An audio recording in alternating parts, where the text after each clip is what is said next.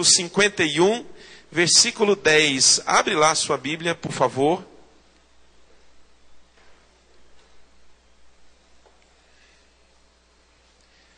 Quando eu fiquei sabendo desse negócio, irmãos,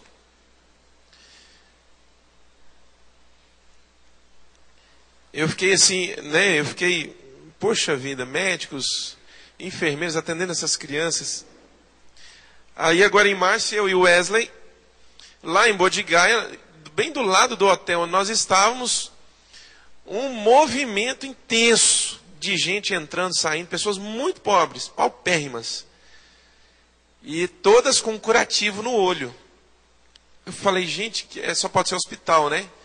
Vimos que os portões estavam abertos. Não se parecia com um hospital, se parecia com uma universidade. Os portões estavam abertos. Aí eu falei para o Wesley, vamos entrar, não tem nada falando que não pode entrar. Qualquer coisa, se alguém perguntar, a gente fala, the books on the table. Né? Não habla sua língua.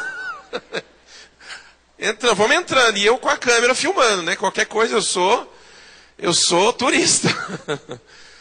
Irmãos, milhares de pessoas ali, dos vilarejos, mas milhares mesmo, tinha muita, não tinha Wesley, tinha muita gente. Todos eles com curativo no olho. E eu fiquei encucado, falei, mas o que é isso? Aí tinha alguns lugares que eles não deixaram a gente entrar. A gente ia chegando, o cara fechou a porta. E eles fazendo fila, irmãos, descobriu o que era. Era cirurgia para doenças do olho, dos olhos, né? Catarata e outras coisas que pode se tratar, né? Com medicação, com pequenas cirurgias. Dava uma agonia de você ver uma pessoa saindo com aquele curativo, no meio daquele lixo, daquela sujeira, ela imunda dos pés à cabeça. Mas procurei saber o que era aquilo. São médicos budistas prestando atendimento médico de graça para pessoas pobres do vilarejo. Aí eu falei assim, gente do céu, cadê nós? Né? Fala assim para o seu irmão, cadê nós, irmão? Fala, cadê nós? Então, irmãos, mas nós vamos chegar lá em nome de Jesus, amém? Salmos capítulo 51.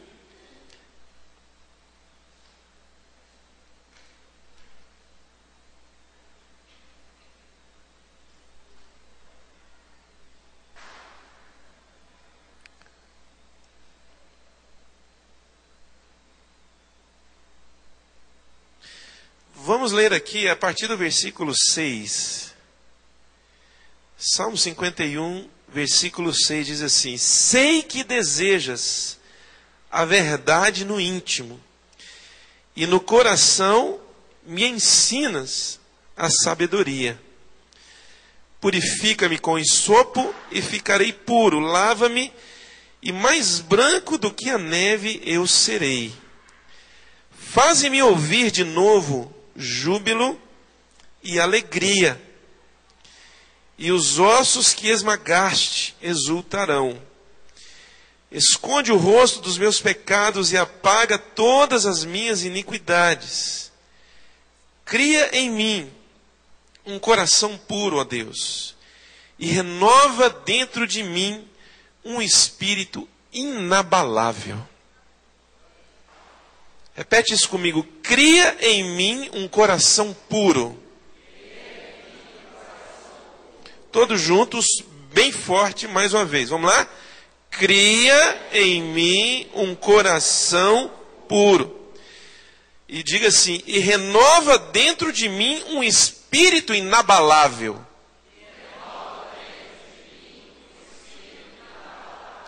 Vamos lá mais uma vez?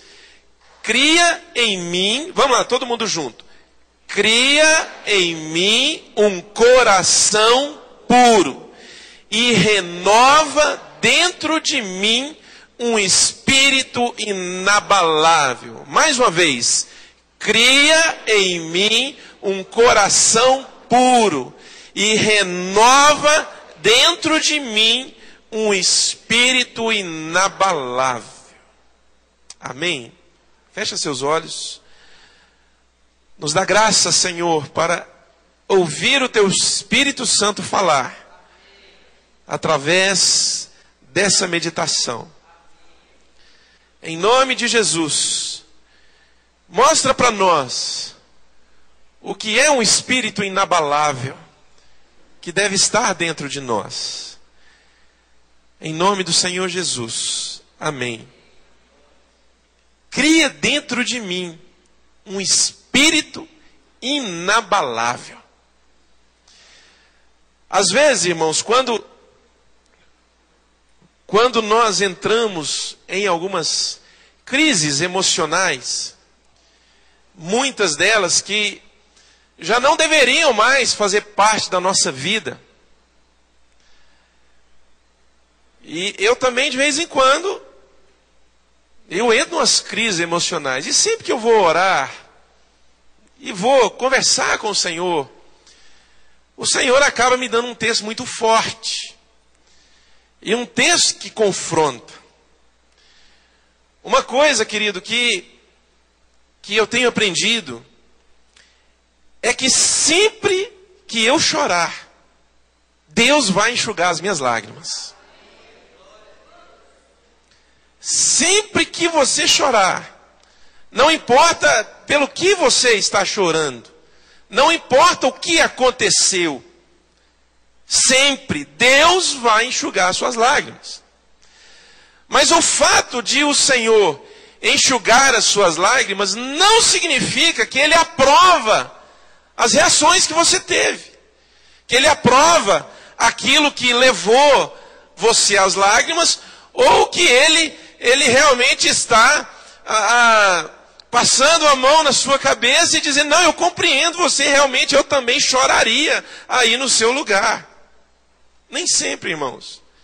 Porque muitas vezes nós entramos, irmãos, em algumas pendengas da alma, por causa de algumas atitudes erradas nossas. Imaturidade. Uma alma que ainda não consegue ficar sob o domínio do Espírito. E esse texto me pegou hoje. Olha a oração que o salmista fez. Se você for ler lá do começo, o contexto aqui era um contexto onde ele estava pedindo a Deus perdão por pecados que ele tinha cometido. E pelo que você vai lendo, você vê que parece que a coisa era muito séria. Porque ele chega dizendo assim, ao Senhor, os ossos que esmagaste vão ser renovados. Parece que ele ficou muito mal, ficou muito abatido com o que estava acontecendo. E ele pede ao Senhor perdão. Mas é engraçado, irmãos, que nesse versículo no 10, isso aqui mexeu muito comigo. Ele fala assim, olha, cria em mim um coração puro e renova dentro de mim um espírito inabalável. Eu falei, gente, eu preciso de ter um espírito inabalável. Eu preciso aprender a ter um espírito inabalável. Querido, preste atenção. Eu creio, irmãos, muito profundamente que a obra do Espírito Santo na nossa vida, ela tem o objetivo, dentre tantas outras coisas, gerar em nós um espírito inabalável. E o que é um espírito inabalável? O que reflete um espírito inabalável? Primeira coisa, irmãos, um espírito inabalável, ele é estável. Ele não tem traços de instabilidade. Ou quando, muitas vezes, as instabilidades da alma, as instabilidades emocionais, elas vão surgindo,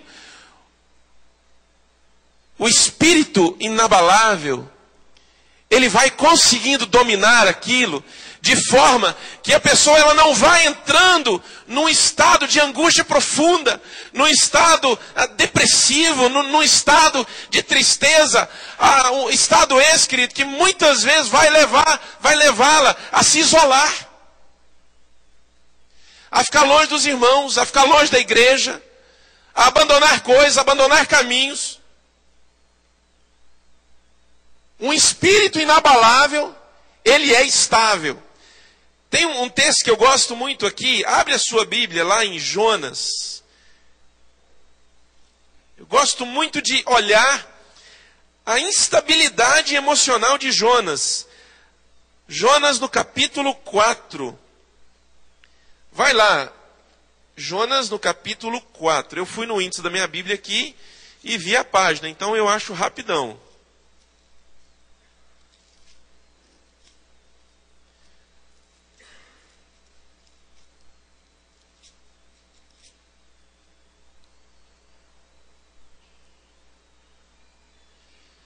Jonas capítulo 4, versículo 1.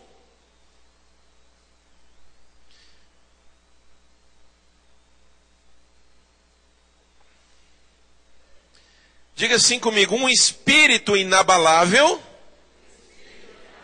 bem forte, um espírito inabalável,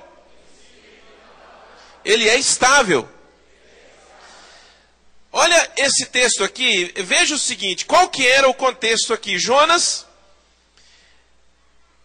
ele pede, o Senhor pede que Jonas vá a Nínive, pregar contra Nínive.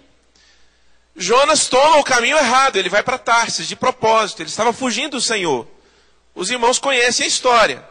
Uma grande tempestade vem, Jonas é lançado no mar, é engolido por um grande peixe, 3 dias depois o peixe põe ele para fora, ele sai e volta para casa. Depois a palavra do Senhor vem de novo para Jonas, dizendo: Jonas, vá e pregue contra Nínive. Jonas vai. E ele prega contra Nínive. E ele, se você for olhar ali, a partir do capítulo 3, a atitude de Jonas mostra que havia alguma coisa errada com ele. Primeiro porque o texto diz que era necessário 3 dias para percorrer toda a cidade de Nínive. Era uma cidade muito grande, para os padrões daquela época. Então era necessário 3 dias para percorrer toda a cidade. Agora você imagina alguém que vai percorrer a cidade pregando. Com certeza ele levaria mais tempo do que isso. O texto mostra que Jonas, ele percorre a cidade pregando em apenas 1 dia. Tinha algo de errado com ele, irmãos. E acontece que quando as pessoas de Nínive ouvem a pregação de Jonas, eles se quebrantam e se arrependem. Proclamam jejum, a cidade inteira, até os animais. O rei falou que até os animais deveriam jejuar. E Deus volta atrás, irmãos, e não destrói a cidade. E Jonas fica profundamente irado com isso. Agora, preste atenção. Jonas era um homem de Deus, era um profeta do Senhor, foi levantado por Deus para fazer uma obra, mas por causa de alguma coisa, ele era instável. E por causa dessa instabilidade, ele se coloca, irmãos, numa condição muito perigosa diante de Deus, ao ponto de pedir para morrer. Preste atenção, querido. Toda vez que nós estamos sujeitos a instabilidades emocionais, eu creio, agora eu não creio. Eu estou feliz, agora eu estou numa crise profunda. Se eu recebi um elogio, eu me considero aprovado. Se eu não recebi um elogio, eu me considero desaprovado, rejeitado e humilhado. Se eu estou sendo bem recebido e bem tratado, eu estou feliz. Mas se alguém me ofende, eu fico numa crise profunda. Domingo à noite eu estou dando glória a Deus, estou dizendo que amo a Jesus e pertenço a Ele. Durante a semana eu estou dizendo que vou sair da igreja, que vou abandonar tudo, que eu não acredito mais na igreja nem em ministério. Isso é instabilidade, querido, presta atenção. Todas as vezes que nós estamos sujeitos, que nós nos colocamos numa condição sujeita a instabilidades, nós vamos, irmãos, estar numa posição muito perigosa diante de Deus.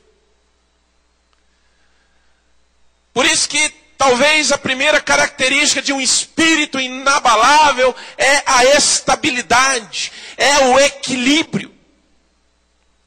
E é claro que o Espírito Santo, ele traz isso para a nossa vida, mas você precisa aprender a dominar as suas emoções. Quem me conhece mais de perto pode até falar assim, ó, quem fala? Mas eu já melhorei muito, tá, irmãos? Eu já melhorei muito. A minha esposa falou que eu já melhorei muito. Você viu o pastor dando glória a Deus aqui? Oh, meu Deus do céu. Olha para o versículo 1 de Jonas 4. Olha aqui. O povo se arrependeu e Deus voltou atrás. Não vai destruir a cidade. Olha só, irmãos. Jonas, porém, ficou profundamente descontente com isso e enfureceu-se. Irmãos, o cara ficou descontente porque Deus ia salvar uma cidade inteira. O cara ficou descontente, irmãos, porque Deus resolveu não destruir Nínive como havia feito com Sodoma e Gomorra. E Jonas, homem de Deus, e ele era de fato homem de Deus. O texto diz que ele ficou profundamente bravo com isso, nervoso, e enfureceu-se. Versículo 2 diz assim: então ele orou ao Senhor. Senhor, não foi isso que eu disse quando ainda estava em casa?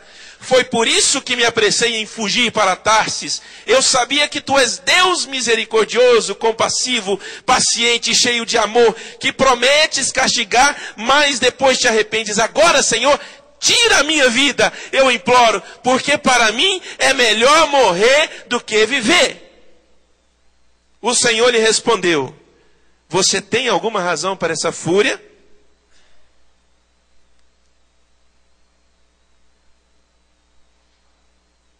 Olha o sermão que Jonas passa em Deus.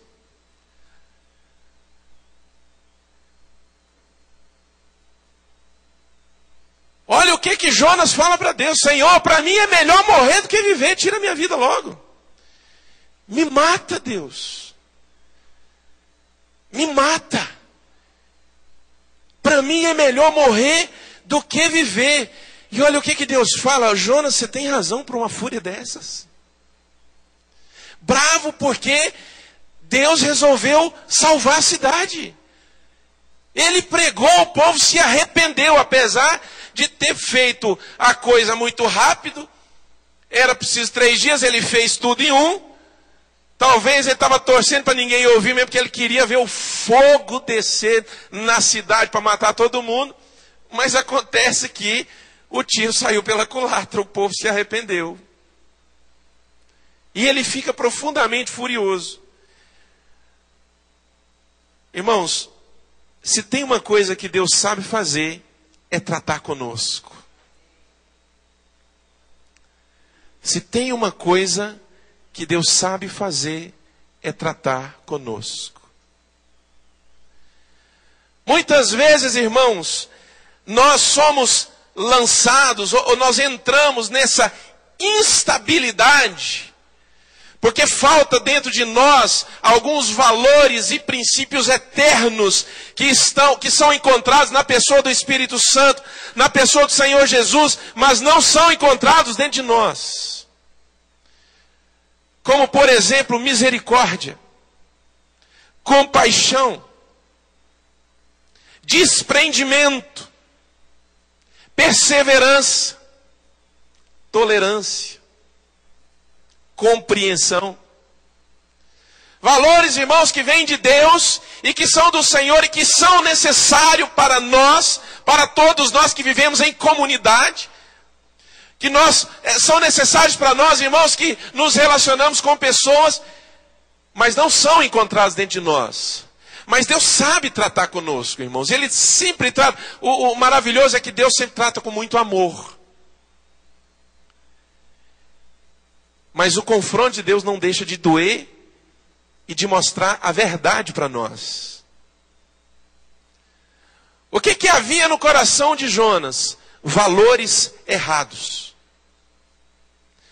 Jonas, ele dava valor para aquilo que não merecia atenção dele, e não dava valor para aquilo que realmente importava. Aí Deus começa a tratar com Jonas.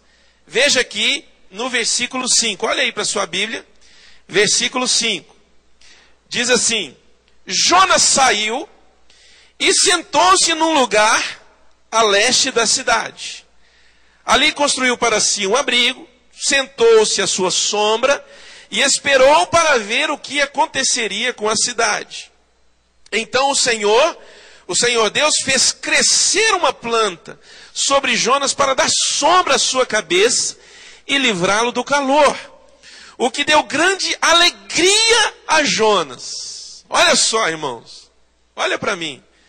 O homem estava bravo demais da conta. Ele terminou a missão dele, saiu da cidade e ele foi para um lugar onde ele ficava vendo a cidade de longe. Talvez uma parte mais alta. Ele ficou olhando a cidade. Qual que era a esperança que estava no coração dele? Presta atenção, qual era a esperança? A esperança era ver a cidade sendo destruída.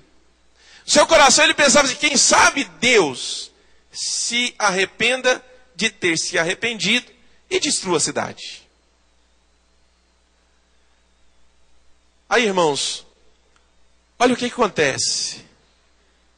Ele construiu um abrigo. Durante a madrugada, Deus faz crescer uma planta para dar sombra para Jonas. Com certeza ele estava no deserto.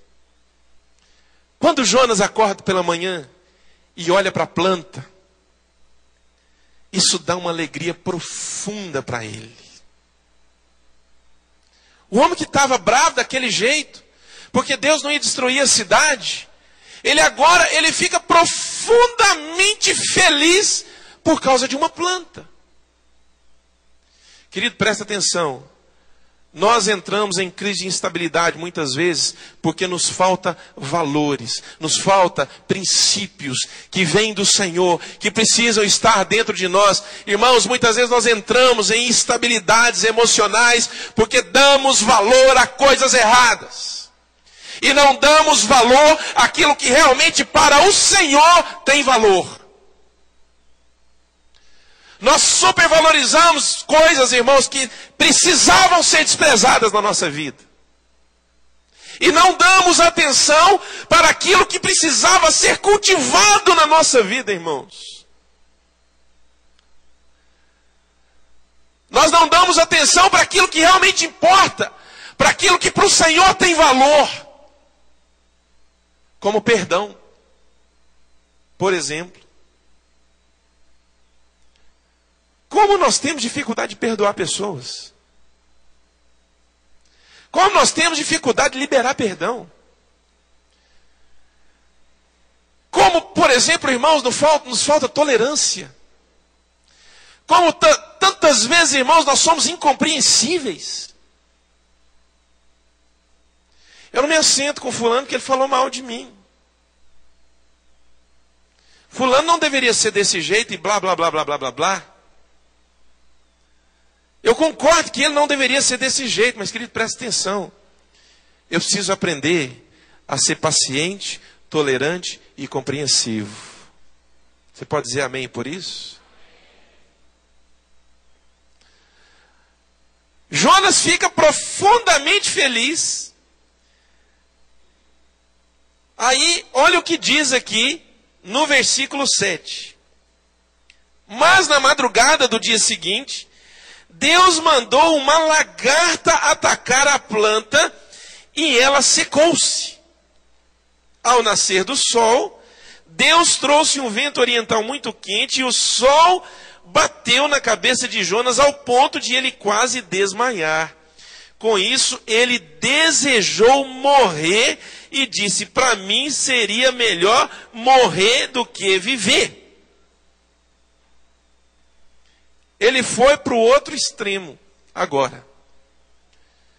Ele pede para morrer porque a planta tinha morrido. Numa noite ela nasceu, na outra noite ela morreu. E Jonas fica profundamente descontente agora, irmãos. Pede para morrer. Aí olha o que Deus fala para ele. Versículo 9. Mas Deus disse a Jonas: você tem alguma razão para estar tão furioso por causa da planta? Olha para mim, querido. O que é que tem ocupado o seu coração como algo valoroso? Como algo a que você dá valor? No que você tem dado valor? Agora preste atenção nessa outra pergunta. Será que aquilo que você tem dado tanto valor para Deus tem valor? E será que aquilo que você tem desprezado na sua vida, será que Deus tem desprezado? Será que aquilo que você tem deixado de cultivar, será que aquilo que você tem deixado de lado na sua vida, Deus também tem deixado de lado? Para Ele também não importa?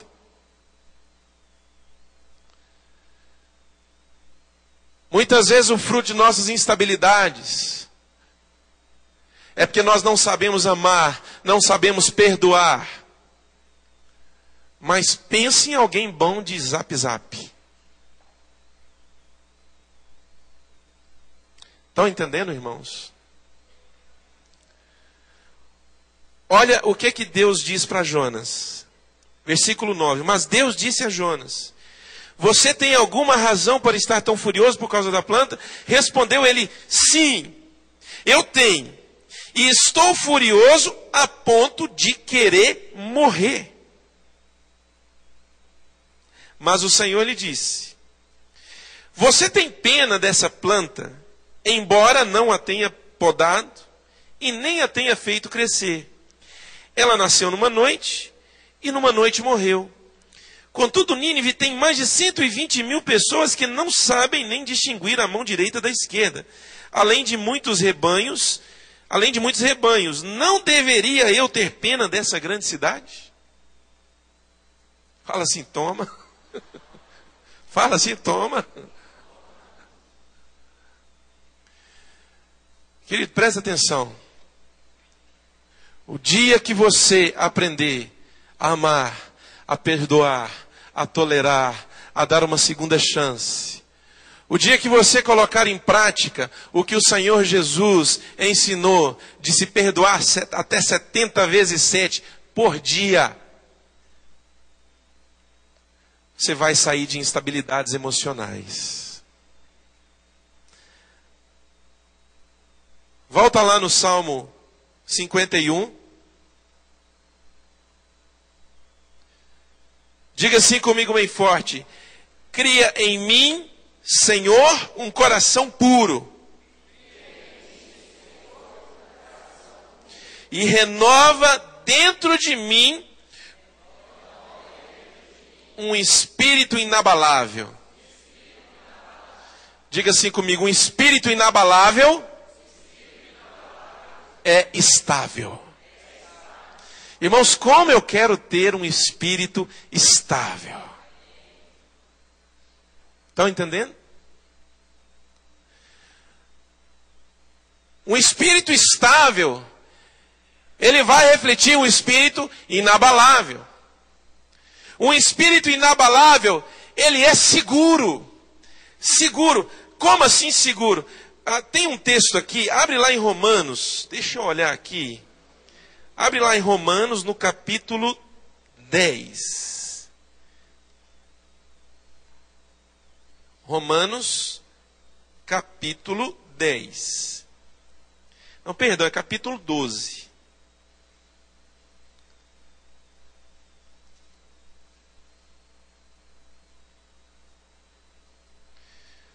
Romanos, capítulo 12, versículo 3.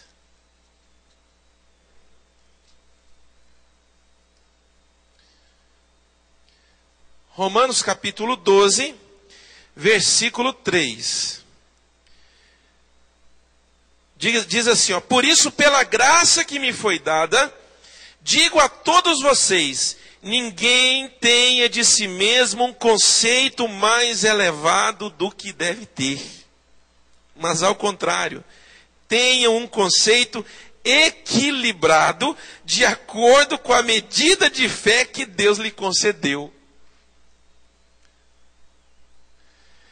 Se eu fosse fazer parte da edição da Bíblia na linguagem contemporânea de hoje, esse versículo eu iria traduzir da seguinte forma: ninguém pense que é a última bolacha do pacote. Fica bem legal, não fica? Ninguém pense que é a última bolacha do pacote. Fala assim para o seu irmão: você não é a última bolacha do pacote. Olha, irmãos, a exortação de Paulo: ninguém tenha de si mesmo um conceito mais elevado do que deve ter. Mas, ao contrário, tenha um conceito equilibrado, de acordo com a medida de fé que Deus lhe concedeu. O motivo, irmãos, muitas vezes nossas instabilidades é porque nós não somos seguros. Você não tem segurança de si mesmo. Eu não estou falando de você confiar em si mesmo, mas eu estou falando de você ter um conceito equilibrado sobre si mesmo e não achar que é a última bolacha do pacote. Quando Elias ele entra numa crise profunda, gosto muito de pregar nesse texto, faz tempo que eu não prego nesse texto, 1 Reis capítulo 19, que Elias vai para o Monte Horebe. Ele mata 400 profetas de Baal. Tinha 3 anos e meio que não chovia em Israel. Ele ora e a chuva cai. Elias, irmãos, faz assim algo extraordinário. Ficou 3 anos e meio escondido, por causa da idolatria em Israel. No começo, quando a Bíblia fala de Elias a primeira vez, diz assim o texto: Elias, o tesbita, se apresentou a Acabe e disse assim: segundo a minha palavra, não chove aqui. Olha, irmãos, o tanto que Elias era corajoso, era ousado. Ele vai para Acabe e diz assim para Acabe: olha, Acabe, você é o rei, né? Pois é, mas é o seguinte: você levou essa nação e os filhos de Deus para a idolatria, para adorarem Baal. Então Deus vai trazer juízo sobre você, segundo a minha palavra, não chove aqui. Irmãos, ele nem fala segundo a palavra de Deus, ele fala segundo a minha palavra. Elias era tão seguro de si, que ele sabia que ele tinha sido revestido de autoridade do Senhor, para poder profetizar em nome do Senhor. Irmãos, e o céu se fechou, não choveu.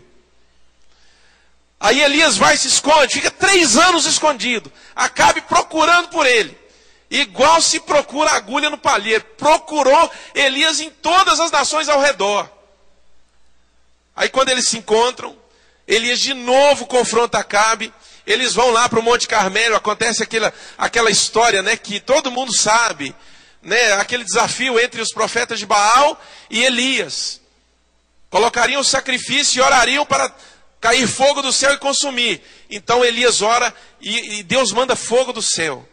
Aí ele mata os 400 profetas de Baal. Aí ele ora, depois de 3 anos e meio volta a chover. Quer dizer, ele orou, voltou a chover na hora. Aí a esposa de Acabe manda um recadinho para ele. Jezabel. Ela diz o seguinte: que os deuses me castiguem com todo rigor, se amanhã, nessa mesma hora, eu não tiver feito com você o que você fez com esses profetas. Ah, irmãos, Elias entra numa crise terrível. Irmãos, o texto diz que ele ficou com medo e correu. Sabe, irmãos, quando nós não somos seguros de nós mesmos, seguros de si. Quem é seguro de si? É aquilo que eu falei no domingo passado, quando estava falando do arrebatamento da igreja. Eu disse assim: quem sabe para onde vai, não precisa ter medo do que está para acontecer. Isso é estar seguro de si. Não é confiar em si mesmo, mas é saber quem é o Deus que eu sirvo. Eu sei em quem tenho crido, e estou bem certo que é poderoso para guardar o meu tesouro até o tempo final. É isso que é estar seguro. E muitas vezes, irmãos, não é nem diante de ameaças que nós entramos em crises, não. É diante da falta de elogios. É porque não elogiou você em algo que você fez, entra numa crise profunda. Acha que, sabe, ele não está sendo aprovado, porque para ser aprovado, para eu me sentir aprovado, eu preciso ser elogiado. Querido, preste atenção. Quem busca elogios de pessoas está se firmando e buscando ser aprovado por pessoas. Agora eu lhe pergunto, quem é que tem que aprovar você? São pessoas ou é o Senhor? É o Senhor. Então por que muitas vezes você é movido a elogios? Pense em alguém que era movido, era em nome de Jesus, era movido por elogios. Sou eu. Quer dizer, era eu, né? Hoje não. Fiquei mais maduro. De vez em quando eu olho para minha esposa e falo assim, não vai elogiar não? Aí ela fala, ficou legal. Tá bom, beleza, tô legal. Elias entra numa crise profunda e ele foge. Ele senta debaixo de uma árvore e ele ora a Deus pedindo a morte. Ele pede para morrer, irmãos. Todas as vezes que a gente entra em crise, a gente pede para morrer. Aí você fala assim, tá amarrado, em nome de Jesus. Aí eu falo para você, tá não, não tá amarrado não. Pastor, eu nunca pedi para morrer. Já sim. Você sabe quando que você pediu para morrer? Quando você resolveu se isolar. Quem anda sozinho é presa fácil para o lobo. Sabe quando que você pediu para morrer? Quando você falou, nunca mais piso numa igreja. Sabe quando que você pediu para morrer? Quando você falou assim, não creio que para servir a Deus eu preciso ir na igreja. Pediu para morrer. Ainda bem que Deus não te ouve. Ainda bem que Deus não te ouve. E nem me ouviu. Às vezes que eu pedi para morrer. Aí tem aquela história lá, né? O anjo chega para Elias, acorda ele, oferece pão e água. Faz isso por 2 vezes. Depois Elias anda 40 dias e 40 noites. E vai lá para o Monte Horebe. E lá no Monte Horebe, quando ele se encontra com o Senhor olha para Elias e fala assim, Elias, o que você está fazendo aqui?